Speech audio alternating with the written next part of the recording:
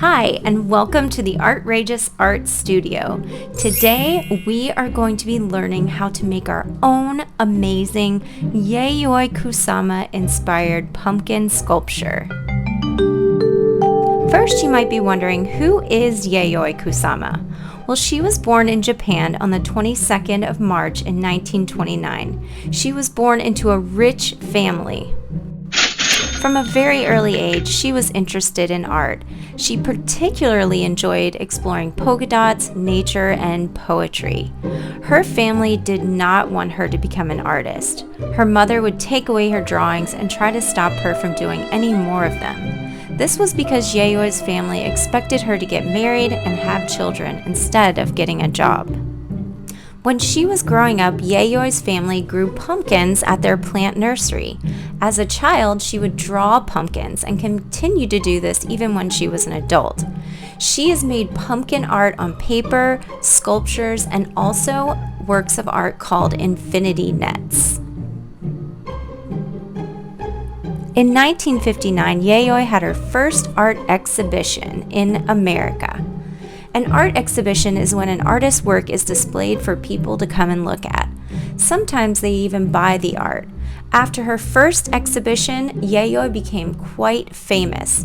She also got to know other famous artists such as Andy Warhol and even Eva Hesse and Georgia O'Keeffe. Yayoi has created many pieces of art which she calls infinity rooms. These are rooms where the walls are lined with mirrors. She places sculptures at different heights within the room so that people can enter the room and stand on small platforms. The mirrors give the impression that the room never ends and the art keeps going on and on. So in this lesson, I'm going to show you not only how to make your own Yayoi-inspired pumpkin sculpture, but we can also even create our own infinity room. So, are you ready to get started? Here are the supplies that we're going to be using. First, we need air-dry clay to make our pumpkin sculpture. We need a placemat so that the clay doesn't stick to your surface, sculpting tools, paint brushes, acrylic paints, a straw for poking the holes, and then if you want to make your infinity room, you can use cardboard or cardstock. So let's get started making our pumpkin. We're going to roll our clay into 2 spheres. Those spheres are going to become 2 small pinch pots so that we can make a hollow pumpkin. Step 3 is we're going to join our 2 pinch pots together to make the entire pumpkin. Now we want to create some ridges and texture on our pumpkins. So you can use either a wooden stick, a pencil, or some sculpting tools to draw vertical lines down the sides of your pumpkin.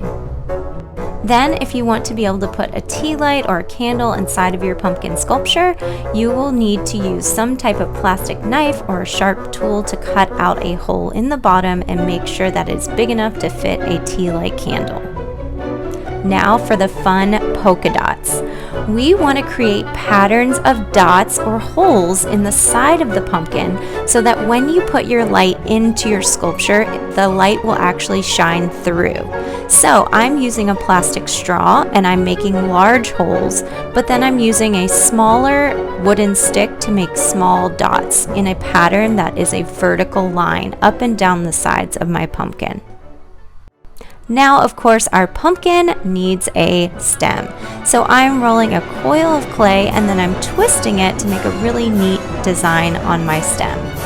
Then you want to make sure that you attach it very well at the top with water. I also like to take a paintbrush and smooth out the sides to make sure that it is securely joined. After you're done and smoothing out the sides, you're going to let your sculpture dry at least 24 hours so that the clay will start to harden.